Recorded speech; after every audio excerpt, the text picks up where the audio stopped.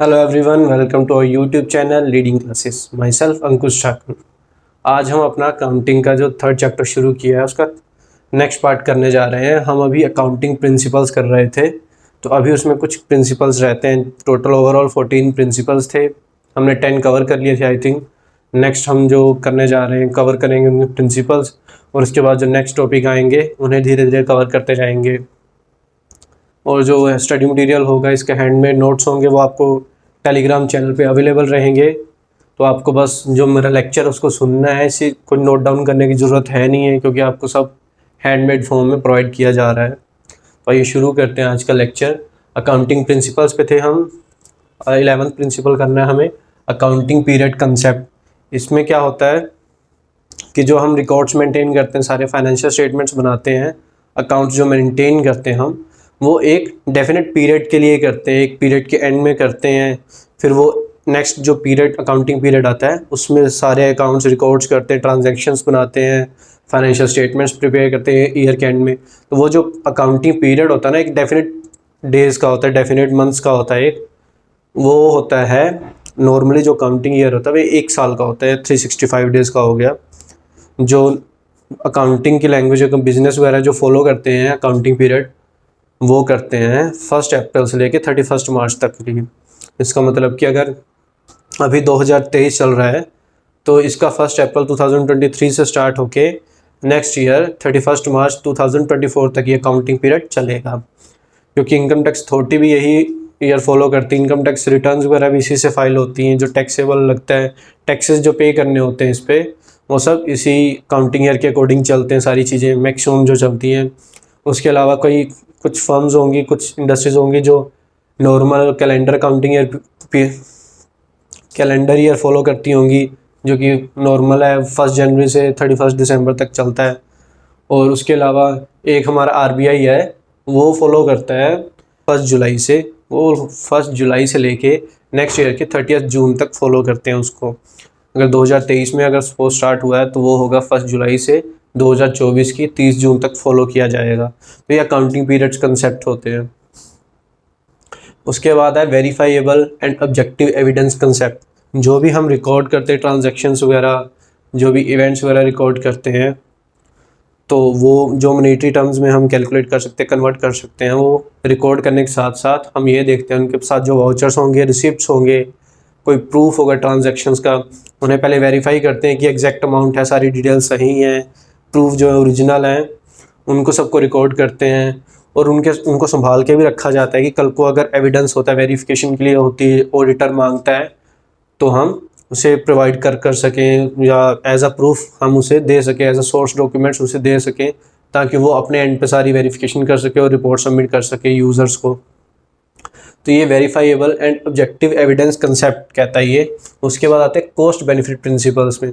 हम जब भी कोई टेक्निक लगाते हैं, यूज़ करते हैं, या प्रिंसिपल अप्लाई करते हैं अकाउंटिंग का रिकॉर्ड्स मेंटेन करने में, तो ये ध्यान रखना चाहिए कि अगर हम कोई प्रिंसिपल या मेथड यूज़ कर रहे हैं अकाउंटिंग में, तो जो हम उसका यूज़ करेंगे उससे जो हमें ड्राइव होगा, उसके बेनिफिट्स ड्राइव होंगे, वो बेनिफिट्स उसकी जो अकाउंटिंग अप्लाई करने की जो कॉस्ट है उससे कम नहीं होने चाहिए। ये नहीं कि अगर हमें बेनिफिट, मान लो उससे बेनिफिट जो हो रहा है वो 10% ही हो रहा है, और उस पर जो कॉस्ट इनकर कर रही है वो अकाउंटिंग मेथड लगाने की वो 15% है या 20% है। मतलब जो कॉस्ट लगा रहे हैं हम एक मेथड को अप्लाई करने की, एक प्रिंसिपल की, वो उसके बेनिफिट से भी ज़्यादा है, हमें उल्टा लॉस हो रहा है। तो ये ध्यान रखना चाहिए कि जो कॉस्ट बेनिफिट प्रिंसिपल क्या बोलता है, अगर कोई आप मेथड यूज़ करो, कोई टेक्निक यूज़ करो, उससे क्या जो आपको बेनिफिट ड्राइव हो वो मैक्सिमम हो, ताकि कॉस्ट जो इनकर कर रहे हो वो कम से कम हो। अगर कोई नई टेक्नोलॉजी यूज़ करते हो बिजनेस में, नॉर्मली अगर आप देखते हो कि वो आपको नई जो टेक्नोलॉजी है सब अपग्रेड करके, सब इन्हांसमेंट करके वो आपको 50,000 रुपये समथिंग की पड़ी, लेकिन आपने उससे जो बेनिफिट ड्राइव किया वो आपने 40,000 रुपये का किया, ओवरऑल क्या रहा कि 10,000 लॉस रहा।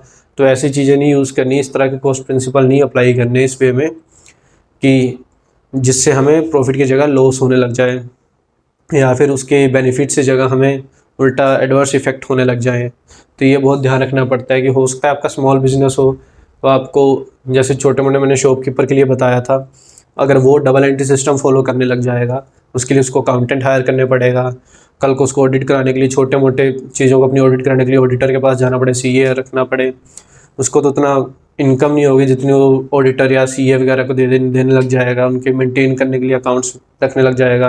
अकाउंटिंग के सॉफ्टवेयर यूज़ करता है, उसके मंथली चार्जेस होंगे, वो पे करने लग जाए। तो ये सब चीज़ें देखनी चाहिए कि आप कौन सा प्रिंसिपल अप्लाई कर रहे हो, आपके बिजनेस के अकॉर्डिंग आपको सूटेबल है या नहीं है। उसके बाद आता है मटीरियलिटी कन्वेंशंस। जब आप यूज़र्स को फाइनेंशियल स्टेटमेंट्स प्रोवाइड करते हो, रिकॉर्ड्स पूरे मेंटेन कर लेते हो, तो जो फाइनेंशियल स्टेटमेंट्स प्रोवाइड करते हो ना, उसमें छोटी से छोटी माइन्यूट डिटेल्स भी कई बार जो ज़रूरी होती है बिज़नेस के लिए वो प्रोवाइड करनी चाहिए। अगर वो नहीं ज़रूरी हैं, जैसे कि पेटी कैश एक्सपेंसेस होंगे, उसको सेपरेट पेटी कैश बुक में शो किया जाता है, दिखाया जाता है। मटीरियलिटी कन्वेंशन में ये है कि जो मेन एक्सपेंसेस है ना आपके, चाहे माइन्यूट है लेकिन वो बिज़नेस के लिए अगर इंपॉर्टेंट रखते हैं मॉनेटरी टर्म्स में, उन्हें आपको फाइनेंशियल स्टेटमेंट में शो करना चाहिए। और जो नहीं इतने मायने रखते हैं, जो इतने ज़रूरी नहीं है बिज़नेस के फाइनेंशियल रिकॉर्ड्स में, जैसे अब करोड़ों की ट्रांजैक्शंस हो रही हैं उसमें, अब आप 50 रुपये या 100 रुपये का कुछ खर्चा हुआ होगा उसको भी शो करो, तो वो मटीरियलिटी में नहीं आता, मटीरियलिटी कन्वेंशन में नहीं आता है। उसको सेपरेट अलग दिखा दो, या वो इतनी इंपॉर्टेंस की नहीं रहती चीज़ें। जो मेन इंपॉर्टेंस की चीज़ें रहती ना, उसको आपको शो करना पड़ेगा, कुछ छुपाना नहीं चाहिए यूज़र से। तो ये कहता है आपका मटीरियलिटी कन्वेंशन कंसेप्ट। ये थे हमारे अकाउंटिंग प्रिंसिपल्स। आज हमने अपने अकाउंटिंग प्रिंसिपल्स कंप्लीट कर लिए हैं। उसके बाद अब हम नेक्स्ट टॉपिक पर आते हैं, फंडामेंटल अकाउंटिंग अजम्पशंस। इसमें क्या, सबसे पहले गोइंग कंसर्न। मैंने बोला था बिजनेस एक सेपरेट एंटिटी है, जो ओनर से अलग है, उसका बस ओनर जो है उसे चलाता है, उसे रन करता है बिजनेस को, उसमें इन्वेस्टमेंट करता है। इसी तरह बिजनेस जो है वो हमेशा चलता ही रहता है, अनफोर्सिएबल फ्यूचर के लिए वो चलता ही जाएगा आगे के लिए। जब इन्वेस्टमेंट हो रखी है, उसमें प्रोडक्शन हो रही, काम चल रहा है कंपनी में, तो कंपनी चलती जाएगी, ग्रो करेगी। उसमें जो भी एम्प्लॉयज़ लगे अपना कंट्रीब्यूट करेंगे, अपने एफिशिएंटली काम कर रहे हैं।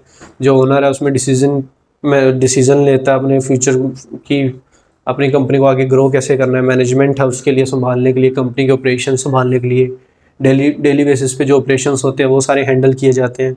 कंपनी क्या चलती रहती है, हो सकता है कल को पार्टनर रिटायर हो जाए, पार्टनर की डेथ हो जाती है, नया पार्टनर एडमिट होता है। तो एक गोइंग कंसर्न क्या बोलता है कि partners may come and go but business goes on for ever. मतलब पार्टनर्स आते जाते रहेंगे, बदलते रहेंगे, रिटायर होते रहेंगे या किसी की डेथ हो जाती है, लेकिन बिजनेस क्या, बिजनेस तो बंद नहीं होता, बिजनेस तो चलता ही रहता है। कोई भी, अगर रिलायंस इंडस्ट्रीज़ हो गई, आज हम मुकेश अंबानी संभाल रहा है, कल उसके बच्चे संभाल रहे हैं, हो सकता है उसके बाद उसके आगे की जो पीढ़ी है वो उसे हैंडल करेगी, उससे संभालेगी। तो ये सब है जो चलते रहते। जो टाटा ग्रुप है, अब रतन टाटा अभी तक हैं, अभी संभाल रहे हैं, इनके बाद ये तो है नहीं कंपनी बंद हो जाएगी, उसके बाद जो और बोर्ड मेंबर्स हैं या और एमडी या सीईओ हैं जिन्हें पोजीशन पे, हाई पोजीशन पे रखा गया, वो हैंडल करेंगे उसके ऑपरेशन। जो ट्रस्टी होंगे वो संभालेंगे। तो कंपनी जो है वो चलती जाती है। ये गोइंग कंसर्न कहता है। कंसिस्टेंसी क्या है, अगर आप एक अकाउंटिंग प्रिंसिपल फॉलो कर रहे हो तो उसी को फॉलो करते रहो अकाउंटिंग पीरियड्स के लिए, नेक्स्ट अकाउंटिंग पीरियड में भी। अगर एक्सेप्शन ये है कि अगर उसमें कुछ चेंजेस नहीं आते, अकाउंटिंग प्रिंसिपल में कुछ रूल्स चेंज किए गए हैं, इंटरनेशनल अकाउंटिंग स्टैंडर्ड्स ने कुछ रूल चेंज किए हैं, इंडियन अकाउंटिंग स्टैंडर्ड्स के अकॉर्डिंग उसमें बदलाव किया गया है, वो पुराना हो गया, टेक्निक आउटडेटेड हो गई है, कुछ नई टेक्निक्स आई हैं मेंटेन करने के लिए रिकॉर्ड्स वगैरह, तब चेंज करो। बेवजह उसके जो आपका अकाउंटिंग प्रिंसिपल सेम चल रहा है, अगर कुछ चेंजेस नहीं आए हैं तो उसको सेम फॉलो करते रहोगे। क्योंकि अगर फॉलो नहीं करोगे, इस साल आपने किसी और मेथड से वो प्रिंसिपल अप्लाई करके अकाउंटिंग रिकॉर्ड्स मेंटेन किए हैं, नेक्स्ट ईयर आप किसी और मेथड से मेंटेन कर रहे हो, जब कंपैरिजन करोगे तो उसमें फिर प्रॉब्लम आएगी। हो सकता है जो लास्ट ईयर में जो प्रिंसिपल फॉलो किया हो नेक्स्ट ईयर वाले से बिल्कुल डिफरेंट हो, आपकी बैलेंस शीट कंपेयर ही ना हो पाए, या कुछ और दिक्कत आए, अकाउंटिंग रिकॉर्ड्स बहुत ज़्यादा हेक्टिक हो जाए मेंटेन करना। तो ये सब देखना पड़ता है। कंसिस्टेंसी मेंटेन करना बहुत इंपॉर्टेंट है, अनटिल और अनलेस उसमें कुछ चेंजेस ना आए, आपको मजबूर होकर उसे चेंज करना ना पड़े। अक्रूवल बेसिस, आपको नेक्स्ट चैप्टर जो हमारा वैसे है 4th चैप्टर, ये अकाउंटिंग अक्रूवल और कॉस्ट बेसिस पे ही है, कैश बेसिस पे। कि अक्रूवल बेसिस अकाउंटिंग क्या होती है, कैश बेसिस क्या होती है। अक्रूवल में इतना समझ लो कि जब एक ट्रांजैक्शन या इवेंट हो जाता है, अकर हो जाता है, उसे हम रिकॉर्ड कर लेते हैं अकाउंटिंग बुक्स में। हो सकता है कि उसका जो इफ़ेक्ट है वो पास्ट में हो चुका हो या आने वाले फ्यूचर में होने वाला हो, लेकिन जब एक बार ट्रांजैक्शंस हो गई, डील हो गई, तब उसे हम रिकॉर्ड कर लेते हैं, एक ट्रांजैक्शन मान लेते हैं। उसका जो इवेंट है, चाहे पास्ट में हो चुका हो, चाहे अभी प्रेजेंट में हो रहा हो, चाहे आगे फ्यूचर में होने वाला हो। इसकी सबसे बेस्ट एग्जांपल है जैसे क्रेडिटर्स, हमने किसी से क्रेडिट पे सामान लिया है, हमने रिकॉर्ड कर दिया, हमने सामान लिया है, सामने पार्टी का नाम लिख देते हैं कि इस पार्टी से हमने इतने रुपए का 50,000 का सामान लिया है, अब उसे पेमेंट करनी 3 महीने बाद, तो ये जो फ्यूचर में इफेक्ट करेगी, ये 3 महीने बाद पेमेंट आएगी, हम कैश पे करेंगे, कैश जाएगा, क्रेडिटर्स कम हो जाएंगे। फिलहाल अभी के लिए रख देंगे, हम अभी के लिए क्या लिखेंगे, हमारे क्रेडिटर्स हैं 50,000 रुपये के, हमने परचेजेस की, हमारे पास स्टॉक आया है। तो ये जो चीज़ें हैं एक्रूवल यही बोलता है कि जब एक ट्रांजैक्शन हो जाती है उसे हम रिकॉर्ड करते हैं। हो सकता है उसका जो है इवेंट जो है पास्ट में हो चुका हो, फ्यूचर में हो चुका हो, या कुछ प्रेजेंट में जैसे इमीडिएटली कैश पे कर रहे हैं उसी पॉइंट ऑफ टाइम पे हो रहा है। अब जब क्रेडिटर्स पे करेंगे 3 महीने बाद, तो हमारा जो स्टॉक था 50,000 का स्टॉक शो हो रहा था वो होता ही रहेगा, क्योंकि हमने 3 महीने पहले पास्ट में एक ट्रांजैक्शन की थी, वही उसी की पेमेंट कर रहे हैं हम, तो स्टॉक तो ऑलरेडी हम खरीद ही चुके थे। तो ये जो अक्रूवल बेसिस होती है कैश से अलग होती है, मतलब ज़रूरी नहीं कि कैश भी हो सकती है ये, लेकिन ये सारे जो आस्पेक्ट्स लेके चलती, चाहे प्रेजेंट हो, चाहे पास्ट में हो, चाहे फ्यूचर में हो, कि इसका जो इफेक्ट है कभी भी हो सकता है, लेकिन जब आप ट्रांजैक्शन में एंट्री है तभी वो रिकॉर्ड कर ली जाएगी, कंप्लीट ट्रांजैक्शन मान ली जाएगी वो। तो ये अक्रूवल बेसिस करता है। इसी के साथ हमारे फंडामेंटल अकाउंटिंग एग्जम्पशंस कंप्लीट होते हैं। नेक्स्ट आते हैं हम फीचर्स ऑफ अकाउंटिंग प्रिंसिपल्स, जिसमें है अकाउंटिंग प्रिंसिपल और मैन मेड, मतलब जो भी अकाउंटिंग प्रिंसिपल्स हैं, अकाउंटिंग स्टैंडर्ड्स फ्रेम किए गए हैं, बनाए गए हैं, वो जो एक्सपर्ट्स होंगे कुछ जिनको काफ़ी अकाउंटिंग के फील्ड में नॉलेज होगी, प्रोफेशनल अकाउंटेंट्स रह चुके होंगे, चार्टर्ड फाइनेंशियल एनालिस्ट होंगे या चार्टर्ड अकाउंटेंट्स हैं सर्टिफाइड, और उनको काफ़ी साल की एक्सपीरियंस से प्रैक्टिस कर रखी है उन्होंने, तो वो जो कुछ रूल्स फ्रेम करते हैं अपने एक्सपीरियंस के बेसिस पे, और जो कि एक्सेप्टेबल होते हैं अकाउंटिंग अथॉरिटी में, पूरे सिस्टम में एक्सेप्टेबल होते हैं, उन्हीं के बेसिस पे अकाउंटिंग रिकॉर्ड जो है मेंटेन किए जाते हैं। तो बेसिकली फिर क्या हुआ कि प्रिंसिपल्स आर मैन मेड, मतलब जो भी अकाउंटिंग के रूल्स और रेगुलेशंस है, प्रिंसिपल्स हैं, मेथड्स हैं, वो कुछ एक्सपर्टीज़ की एक कमेटी बनाई जाती होगी, वो मिलके फ्रेम करते होंगे, जिन्हें स्पेसिफिक नॉलेज होगी अपनी उस फील्ड की, अकाउंटिंग के फील्ड की, अकाउंटिंग के रिलेटिंग पूरी अकाउंटेंसी उसकी सारी फील्ड होगी, नॉलेज होगी। सेकंड आता है अकाउंटिंग प्रिंसिपल्स आर फ्लेक्सिबल्स, मतलब मैंने जो लास्ट पॉइंट में एक बताया था कंसिस्टेंसी वाला जो पॉइंट बताया था, उसमें क्या थी, अकाउंटिंग प्रिंसिपल आप फॉलो करते रहते हो, एक अकाउंटिंग पीरियड से सेकंड अकाउंटिंग पीरियड तक कई सालों तक फॉलो करते हो, अनटिल और अनलेस उसमें कुछ चेंजेस आए, या तो आपको उसको अप्लाई करने का जो कॉस्ट है वो उससे जो बेनिफिट रहे वो बहुत कम हो रहा है, इसलिए आप चेंज करना चाहते हो। तो इसका मतलब ये क्या कि ये नहीं कि अकाउंटिंग प्रिंसिपल जो एक बार बन गए वो रिजिड रहते हैं, वो चेंजेस नहीं हो सकते उसमें कुछ, तो टाइम टू टाइम जो है फ्लेक्सिबल रहते हैं कि उसमें कुछ अगर मॉडिफिकेशन करनी है तो इजीली मॉडिफाई कर पाएँ हम, और उसमें अगर कुछ हमारे टैक्सेशन रूल में कुछ रिफॉर्म हुए हैं, जीएसटी में कुछ चेंजेस आए हैं, या किसी और अथॉरिटी में कुछ चेंज आता है, तो उसके अकॉर्डिंगली हमें कुछ अकाउंटिंग स्टैंडर्ड में चेंज लाने पड़ते हैं, हमारी पॉलिसीज़ जो हैं फिजिकल पॉलिसी उसके कारण कुछ चेंजेस लाने पड़ते होंगे, कोई भी रीज़न हो सकता है। तो ये इस तरीके से फ्रेम किए जाते हैं कि इनमें कुछ चेंजेस आए तो हम एडजस्टमेंट कर सकें, फ्लेक्सिबल रहें। ये अकाउंटिंग जो फॉलो करते हैं, बिजनेस है जो अकाउंट रिकॉर्ड्स मेंटेन करते हैं, उसके लिए कन्वीनियंट रहे। उसके बाद आता है accounting principles are generally accepted, accounting principle जो है जनरली एक्सेप्टेड होते हैं, हर फर्म जो है, हर इंडस्ट्री जो है, उनको अकाउंटिंग प्रिंसिपल एक्सेप्ट करना पड़ता है, क्योंकि उनको अकाउंटिंग जो रिकॉर्ड्स मेंटेन करने रहते हैं वो तभी वैलिड माने जाते हैं अगर वो अकाउंटिंग प्रिंसिपल्स को फॉलो करके मेंटेन कर रहे हैं। लेकिन ये प्रिंसिपल जो एक्सेप्टेड होते हैं, ये 3 बेसिस होते हैं मेन, जिनके बेसिस पे जनरली एक्सेप्टेड बोले जाते हैं, रेलेवेंस, ऑब्जेक्टिव और फिजिबल। रेलेवेंस होती है जो अकाउंटिंग प्रिंसिपल आपने फॉलो किया है, उसमें जो रूल्स रेगुलेशन उसके अकॉर्डिंग आपने रिकॉर्ड्स मेंटेन किए, फाइनेंशियल स्टेटमेंट्स बनाई हैं, यूज़र तक आपने कम्युनिकेट की हैं और यूज़र उसको ईजिली अंडरस्टैंड कर रहा है, रिलायबल इन्फॉर्मेशन है, जो फैक्ट्स हैं उसके इम्पोर्टेंट रखते हैं, उसके लिए इम्पोर्टेंस रखते हैं, वो सारे उसमें है फाइनेंशियल स्टेटमेंट में। तो इससे क्या पता चलता है कि जो यूज़र के लिए वो फाइनेंशियल स्टेटमेंट है वो रेलेवेंस रखती है, इंपॉर्टेंस रखती है, कुछ जो भी हमारे रिकॉर्ड्स होंगे वो रेलेवेंट होने चाहिए, उनमें सारी प्रॉपर इन्फॉर्मेशन बिजनेस की प्रोवाइड की जानी चाहिए। नेक्स्ट आता है ऑब्जेक्टिव।